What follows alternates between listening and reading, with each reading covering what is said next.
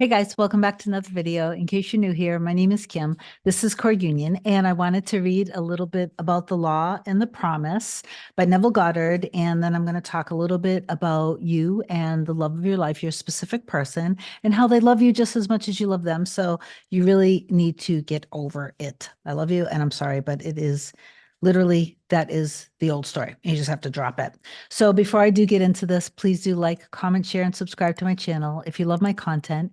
And if you want me to teach you how to manifest and to be your coach, email me with a short description to kim@coreunion.com, and I'll reply back with my first available after you book your session at coreunion.com. You can do a 30-minute session, a 60-minute session, or a package, which just makes more sessions more affordable. Totally up to you. So I'm going to read a little bit of this, and then I will talk a little bit more about you and your specific person. Do not bow before the dictate of facts and accept life on the basis of the world without. Assert the supremacy of your imaginal acts over facts and put all things in subjection to them. Hold fast to your ideal in your imagination. Nothing can take it from you but your failure to persist in imagining the ideal realized. Imagine only such states that are of value or promise well.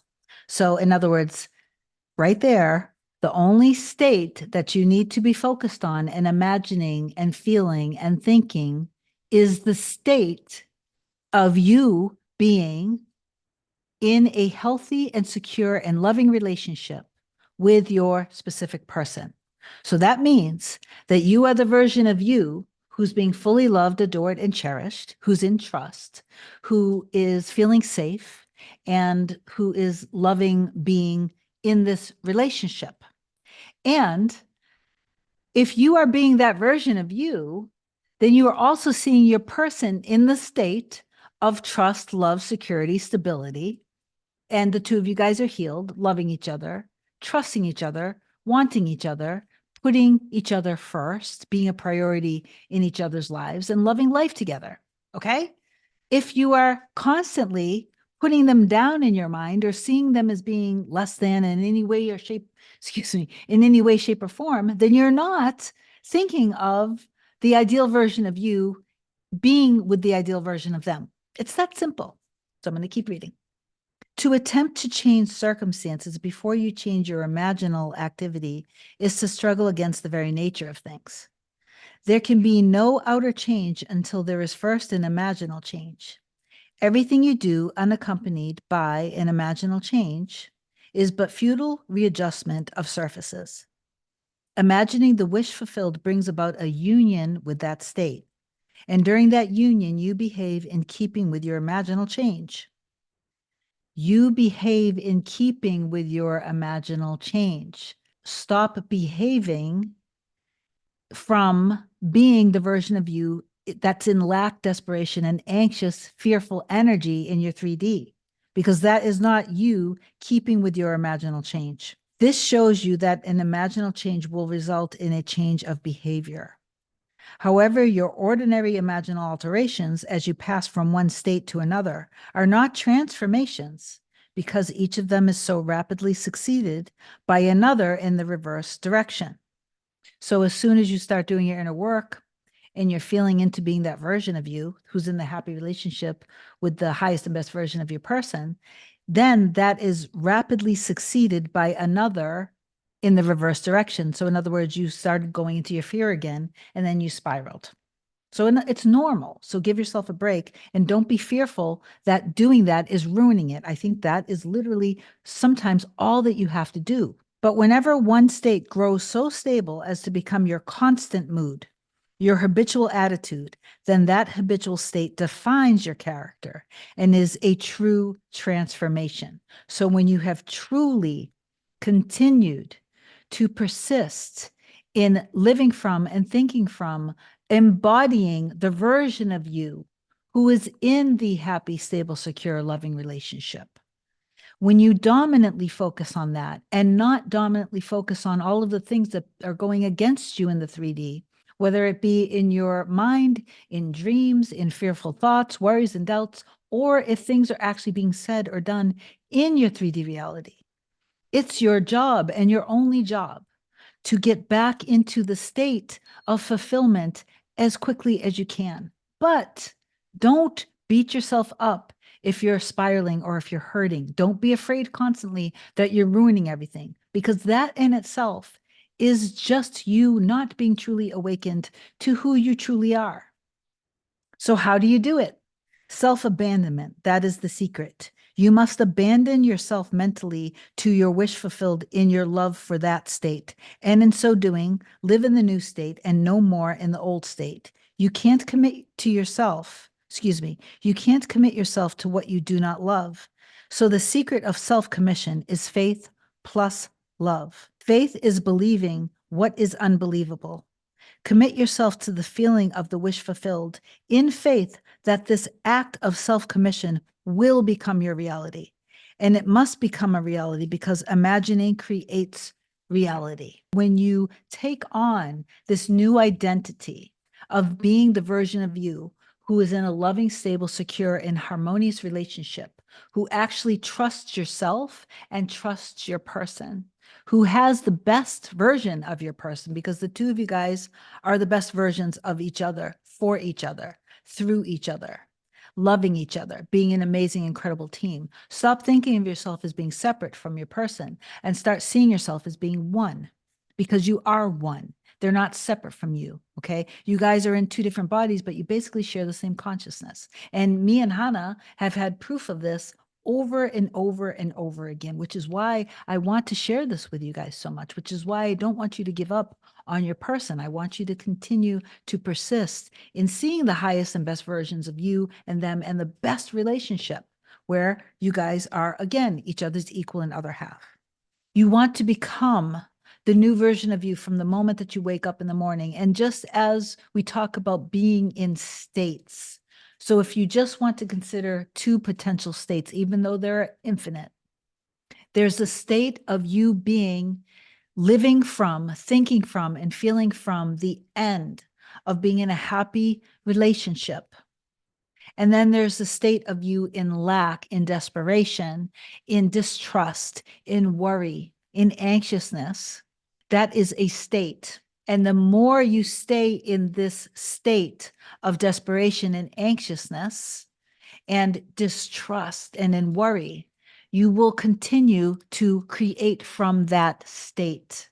You're creating from whatever state you are choosing to live from, okay, moment to moment. It is why I always suggest the moment that you wake up and you become aware of thought, you give thanks to God for creating you as being such a powerful creator of your reality. Thank you for loving me. Thank you for creating for me. Thank you for always providing for me. Thank you for always giving me everything in my reality. Thank you for handling everything for me. I trust you 100% completely, and I abandon myself to you. I'm completely surrendered to you. And then thank you for creating me as being such a powerful creator in my reality. I know that I am the many to one. I love that I see more and more evidence in my reality literally every day of how powerful I am. I love feeling so incredibly free and secure and strong and loved. I see more evidence more and more every day in my reality of how powerful I am. I love that I know love is so easy. I love that I can trust so easily. I love that I always feel so secure and stable. Reminding yourself how much you love yourself, how much you adore yourself, of how much you appreciate who you are, who you've become, of how proud you are of yourself. And then this is what I did when me and Hannah were in separation.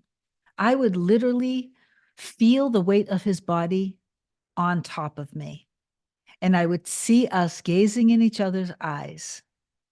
And I would really feel the love and feel the depth of our love for each other. This love that is strong enough to create kingdoms, the art of the world, the bestsellers of the world, the amazing music of the world. This is the kind of love that it creates life, it transforms, it heals, it's powerful. That's the kind of love. And so he would be right there with me, even if we weren't speaking, even when we were in separation. We were in separation for months. And every single morning and every single night, And oftentimes, even in the afternoon, I would have this imaginal act of us being one together. And I knew that while I was doing this inner work, I trusted that it was working. I had complete 100% faith. I never questioned God with it. I never questioned myself. I never questioned Hannah. Okay. So I would then have a beautiful inner conversation with him.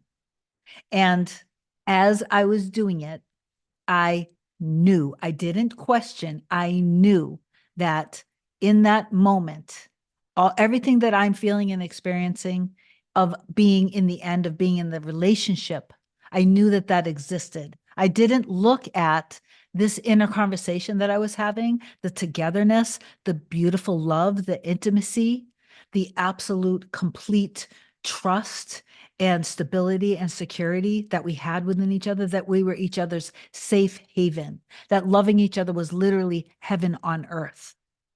I didn't think this is fake. Maybe this won't work.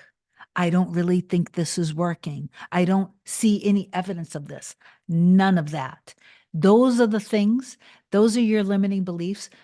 That's your logical mind trying to make sense of this. There is no room for your logical mind in manifestation. You make a choice that you're either going to shift into this as a lifestyle where you are going to completely 100% go into deep trust. I trust in my soul of souls. I trust what is planted within me. I trust that my desire desires me. Okay, so if it's with your specific person or anything for that matter, anything that you feel deep down you deserve, you absolutely deserve it. And that in itself is all the evidence that you need that it is in existence already. Okay, you might be inspired to say and do things. In fact, oftentimes action is part of it, but inspired action won't feel hard. And oftentimes you will just be doing it and not be aware of it.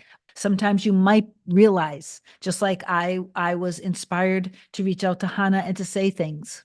That was inspired action because I knew that it was completely, I didn't worry what came back, if anything came back or not, or if he even said something that I wouldn't have wanted to hear, it wouldn't have mattered. It wouldn't have swayed me. I would have seen right through it because I trusted in our end of being happy in life together, having an amazing, incredible life together, being a power couple.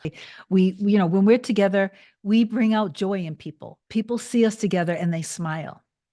We were just the other day, we were looking at each other in the car and we were just like admiring each other and laughing with so much joy. And a man walked by and he looked at us and you could just tell he was so happy looking at us. He went back to his car and you could tell we made his day. Well, anyway, that's the inner work that I did from the moment that I woke up in the morning, midday, and at night as I was going to sleep. I woke up, put myself in the state of consciousness of being that version of me. So when I was doing my inner work throughout the day, I wasn't thinking I'm in separation trying to get Hannah back. I wasn't thinking that way. I was thinking I am Hannah's wife. We make an incredible team. We are stable, secure, we're in love. And then when things did come up in the 3D that went against me, I did my best as soon as I possibly could to get back on my mental diet and to get back living and trusting from the end, thinking of myself again as being in the relationship.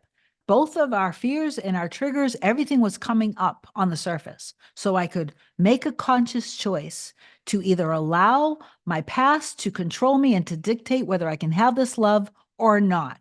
If I had a deep emotional trigger, I definitely showed up for that version of me. But I always kept me and Hannah safe and secure. It's like we were in our protective little bubble. I was going to heal us. I was going to heal myself. I was going to heal our love, our connection.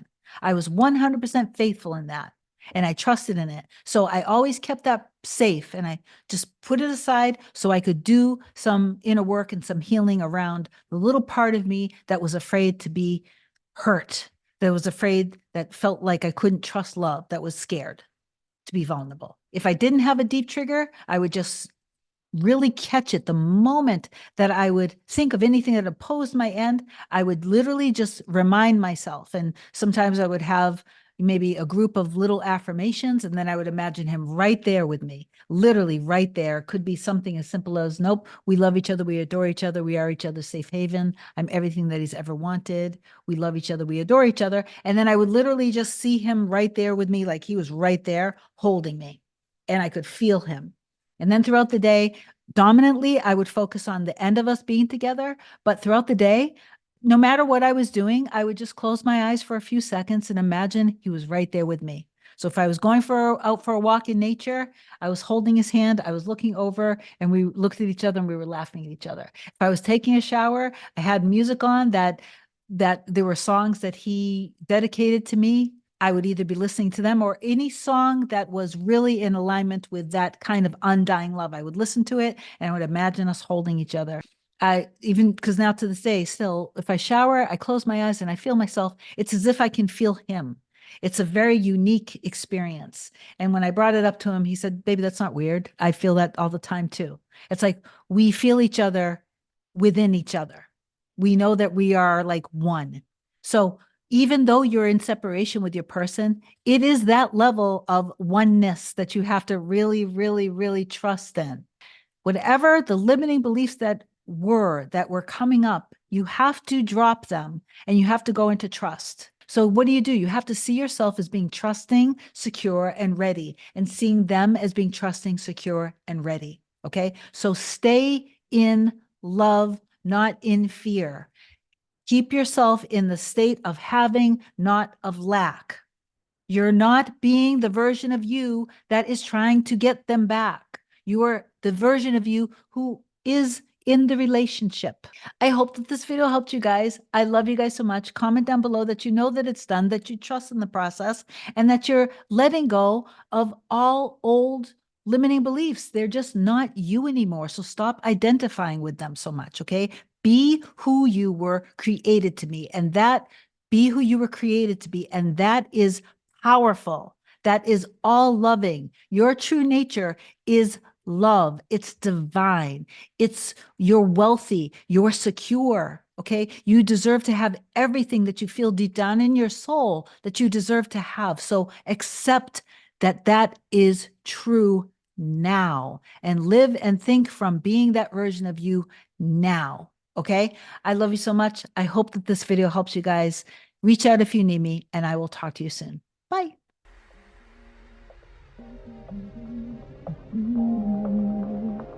Nothing can come, nothing can come, nothing can come between us.